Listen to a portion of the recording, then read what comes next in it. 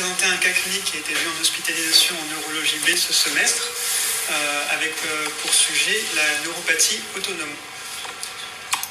Donc nous allons dans un premier temps parler de la dysautonomie avec sa clinique, sa paraclinique et ses différentes causes possibles. Puis dans un second temps, nous nous intéresserons plus particulièrement à la ganglionopathie auto-immune avec ses caractéristiques et ses traitements spécifiques. Donc Monsieur R, c'est un patient de 37 ans sans antécédents particuliers qui présentait divers symptômes cliniques évoluant depuis 2 ans. Donc en 2022, il a commencé à avoir des diarrhées profuses et une perte de 10 kg en 5 mois. Donc face à cette symptomatologie digestive, il consulte initialement en hépatogastro-entérologie et on lui réalise une colofibroscopie qui s'est avérée sans anomalie, ainsi qu'une manométrie qui objectivait une gastroparésie sévère ainsi qu'une absence de péristialisme. Donc, puis en 2023 survient l'apparition de divers symptômes de manière simultanée, avec un syndrome sec buccal, une midriase bilatérale, un dysfonctionnement de la vidange vésicale sévère non amélioré sous traitement symptomatique qui a nécessité de réaliser des autosondages, ainsi que l'apparition de troubles érectiles résistants au traitement symptomatique. Donc face à cette symptomatologie qui touchait uniquement le système nerveux autonome, il est adressé par les médecins internistes en neurologie. Donc, je vais vous faire un petit rappel sur le système nerveux autonome.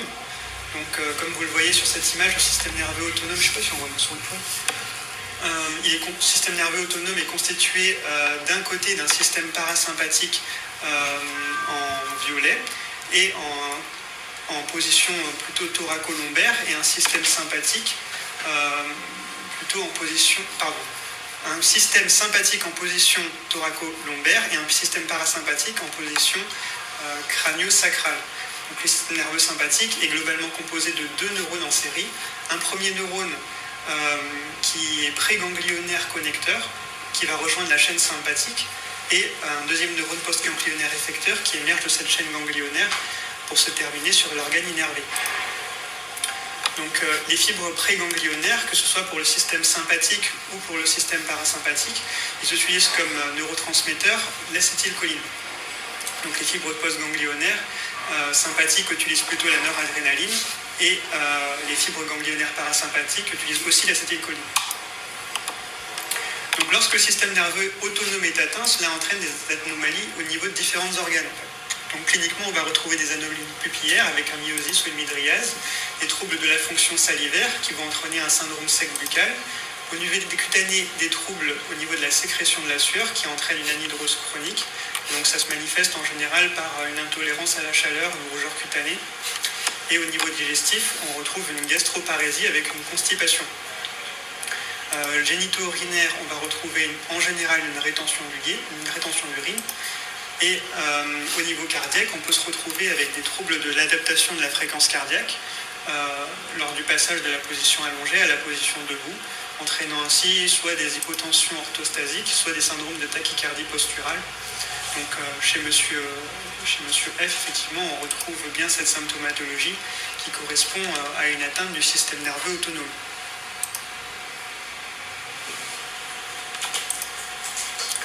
Donc, afin de mieux objectiver nos signes cliniques, on va réaliser plusieurs examens paracliniques.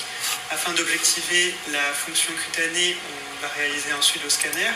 On va faire aussi une biopsie cutanée pour permettre d'apprécier la densité des fibres nerveuses des glandes sudoripares.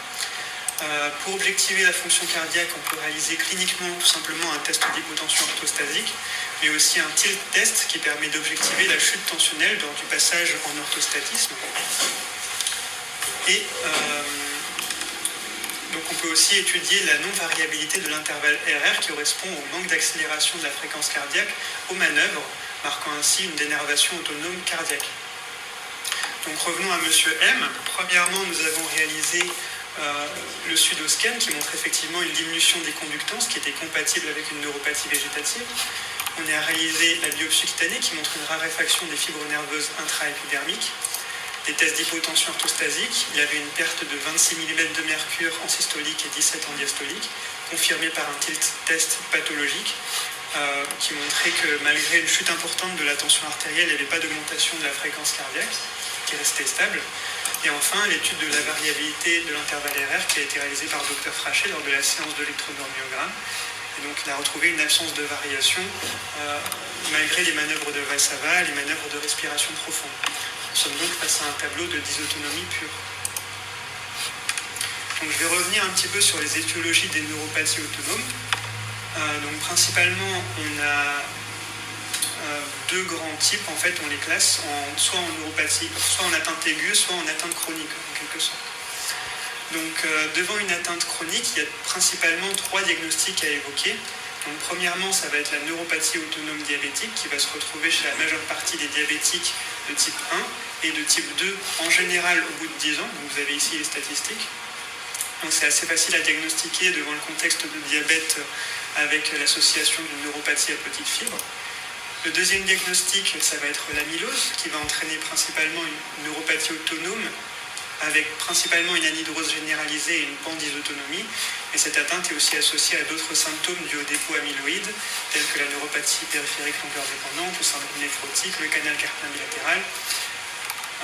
Mais quand on a une atteinte du système nerveux autonome pur, il faut toujours éliminer le diagnostic par au moins une BGSA et un dosage des anticorps. Et donc troisièmement, les neuropathies autonomes sensorielles héréditaires. Donc c'est plutôt des pathologies génétiques qu'on va retrouver surtout chez l'enfant. Donc cliniquement, on retrouve une association d'une atteinte du système nerveux autonome avec une neuropathie sensorielle des petites fibres. Et le dernier, c'est celui de la tachycardie posturale qui est une clinique un peu à part. En soi, ça se manifeste par à l'orthostatisme, augmentation importante de la fréquence cardiaque et qui entraîne en général des bouffées de chaleur, des manifestations cliniques particulières. Je ne vais pas trop rentrer dans le détail. Donc pour les atteintes aiguës du système nerveux autonome, il y a aussi 4 diagnostics qu'il faut évoquer. Premièrement, le syndrome de Gauche-Surgen, avec principalement une xérostomie, xérophtalmie et un système nerveux autonome fréquemment perturbé.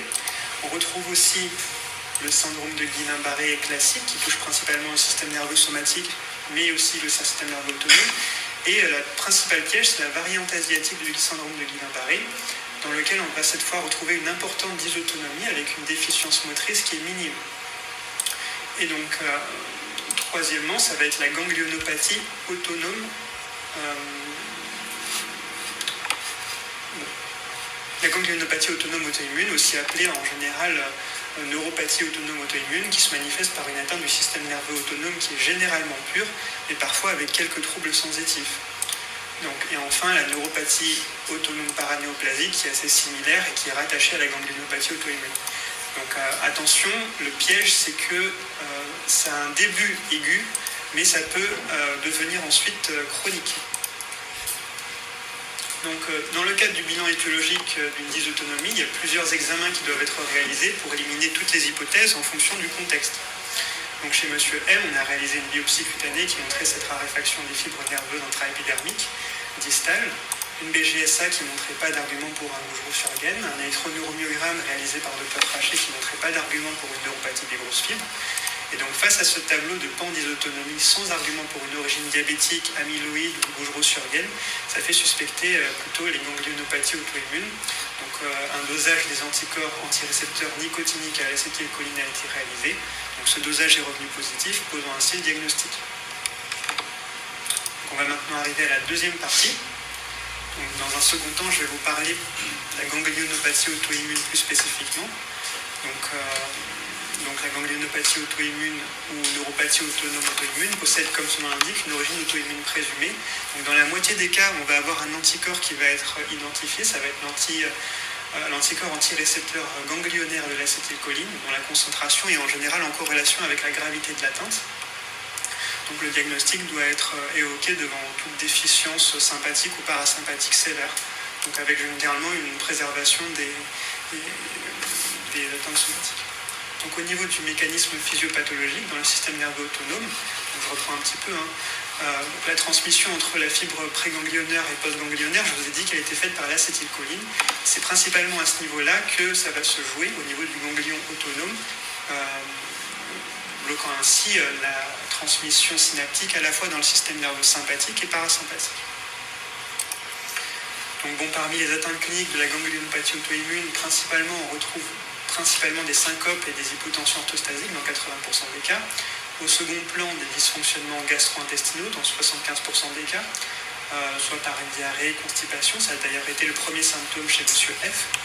Et on retrouve aussi de manière moins fréquente toutes les autres manifestations de l'atteinte du système nerveux autonome, avec l'anhydrose, l'intolérance à la chaleur, le dysfonctionnement pupillaire, le dysfonctionnement vésical et le dysfonctionnement sexuel. Donc il est important de noter qu'en fait, cette ganglionopathie ne se manifeste pas toujours par une atteinte uniquement du système nerveux autonome. Donc il y a aussi des manifestations extra-autonomes qui sont assez fréquentes puisque ça touche quand même 85% des cas. Et c'est assez logique puisque les récepteurs de l'acétylcholine, c'est une grande famille qu'on retrouve un peu partout dans le système nerveux, notamment au niveau de l'axe hypothalamo-hypophyso-surrénalien. Donc le premier symptôme et le plus important, ça va être les dysesthésies paresthésies. Alors c'est très important d'avoir un électroneuromyogramme dans ces cas-là afin d'éliminer les diagnostics différentiels qui donnent une atteinte sensitive comme la PIDC, le Guillain-Barré, etc. Donc on identifie donc, principalement deux types de ganglionopathie auto-immune. Donc l'atteinte pure qu'on appelle l'APD, c'est-à-dire la neuropathie autonome pure, avec uniquement une atteinte du système nerveux autonome, et l'AASN, c'est-à-dire la neuropathie autonome avec déficience sensorielle. Donc parmi les autres symptômes extra-autonomes, on va aussi retrouver dans 30% des patients des atteintes psychiatriques avec des changements de la personnalité, des troubles cognitifs, des syndromes parkinsoniens. On va aussi retrouver des troubles endocriniens chez 15% des patients avec une hyponatrémie, un SIADH et un panhypopituarisme. Et donc c'est assez important aussi, c'est très important de noter qu'en général, comme les maladies auto-immunes s'associent entre elles, en raison de la prédisposition génétique, il y a aussi une association avec principalement le syndrome de Gougerot-Surguenne. Donc ce qui est problématique car il s'agit du coup à la fois d'un diagnostic différentiel et d'un co-diagnostic. Donc il y a aussi des associations avec le lupus, la sclérodermie, la polyarthrite rhumatoïde. Et enfin, il faut aussi noter que cette maladie trouve aussi une origine néoplasique dans 15% des cas. Donc il faut donc systématiquement rechercher des néoplasies associées. Donc, bon, concernant le traitement, il y a un manque de recommandations sur les principes de prise en charge. Cependant, les études qui ont été menées ont montré une bonne réponse au traitement visant à diminuer le taux d'anticorps. Donc, comme je vous avais dit tout à l'heure, le taux d'anticorps est directement lié au niveau de pathogénicité de la maladie. Et donc, le premier traitement qui va être proposé en général, ça va être les immunoglobulines, les corticoïdes ou les échanges plasmatiques. Donc en deuxième intention, en cas d'échec ou de rechute, on peut mettre des traitements d'épargne, du rituximab, de l'azatioprine, de la prédnisolone. Et enfin, il existe d'autres traitements dont l'efficacité est en cours d'analyse, on va dire, notamment la pyridostigmine, qui par son effet anticholinestérasique permet d'augmenter le taux d'acétylcholine et donc de mieux permettre cette transmission. Donc pour Monsieur F, notre patient, on a choisi un traitement par 3 cures d'immunoglobuline ainsi que la mise sous pyridostigmine 180 mg. Donc plus particulièrement, les symptômes et son suivi ont été évalués grâce au score COMPASS, qui est l'abréviation de Composite Autonomic Symptom Score. Donc c'est un score qui a été conçu spécifiquement pour quantifier les symptômes autonomes. Il comporte 6 échelles, donc qui correspond à peu près aux symptômes dont je vous ai parlé. Donc, et comme vous le voyez sur la courbe du score COMPASS en haut, donc l'évolution du patient a été quand même assez spectaculaire. Dès la première cure, il a constaté une diminution de son résidu post-mictionnel, une disparition de sa xérostose et une prise de poids de 2 kg. Et à la deuxième cure, il a pu mettre fin aux autosondages, prendre 3 kg et surtout il a constaté une normalisation du transit et une disparition de son essoufflement, marquant ainsi un meilleur fonctionnement du système autonome cardiaque. Et donc à la fin de la troisième cure persiste finalement uniquement une mydriase bilatérale séquelaire et sa dysfonction érectile.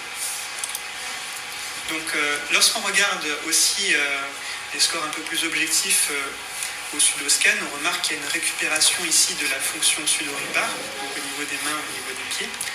On remarque aussi objectivement qu'il y a une disparition de l'hypotension orthostasique. Avant les cures, on était à une chute de 30-40 mm de mercure en systole et 30 en diastole. Et après les cures, on n'est plus qu'à une chute de 10 mm de mercure en systole et quasiment pas en diastole. Donc il y a il n'y a plus d'hypotension orthostasique. Donc les dommages qu'on a sur la ganglionopathie, c'est des dommages qui sont réversibles et les pertes neuronales ne sont pas permanentes. Je sais pas, on a combien de temps là? Je vais terminer sur une petite ouverture. Donc, comme nous l'avons vu, la ganglionopathie auto-immune, en général, ça se manifeste par un tableau de pandysautonomie. Mais il faut savoir qu'il y a des formes qui sont beaucoup plus limitées. Donc, premièrement, il y a le syndrome de tachycardie orthostasique posturale, qui peut être uniquement isolé. Et on remarque que dans cette population, quand on fait le dosage de tous les anticorps, il y a quand même 10% qui ont un anticorps positif, anti-récepteur à l'acétylcholine. Donc la deuxième forme, ça va être aussi l'anhydrose chronique idiopathique, donc l'anhydrose généralisée idiopathique, qui est une altération de la transpiration totale. Et dans cette population, on trouve aussi 15% d'anticorps antirécepteurs à l'acétylcholine. Et la troisième forme limitée, celle de la dysmobilité gastro-intestinale. Donc la présentation en général, c'est une gastroparésie isolée, sans autre atteinte, et toujours on retrouve 10% d'anticorps antirécepteurs d'acétylcholine. Donc en gros, pour faire simple, on constate que c'est des pathologies qui peuvent entraîner un dysfonctionnement isolé du système nerveux autonome, et on peut rattacher toutes ces atteintes à un spectre de maladies auto-immunes dues aux anticorps antirécepteurs à l'acétylcholine, ce qui laisse donc porte ouverte à l'essor de cette pathologie. Voilà. Là, il y avait un petit résumé de différentes étapes dans la procédure diagnostique. Est-ce que c'est aigu, est-ce que c'est chronique? C'est la première étape. Rechercher l'histoire familiale, les manifestations dysautonomiques, les manifestations en dehors du système nerveux autonome. Et enfin, après, rechercher les anticorps. Donc il y a des anticorps qui sont en cours de... Là, je vous ai parlé surtout de l'anticorps anti-récepteur à l'acétylcholine, mais il y en a d'autres qui sont en cours d'identification. Donc pour l'instant, cet anticorps-là est responsable de 50% des atteintes seulement. Merci.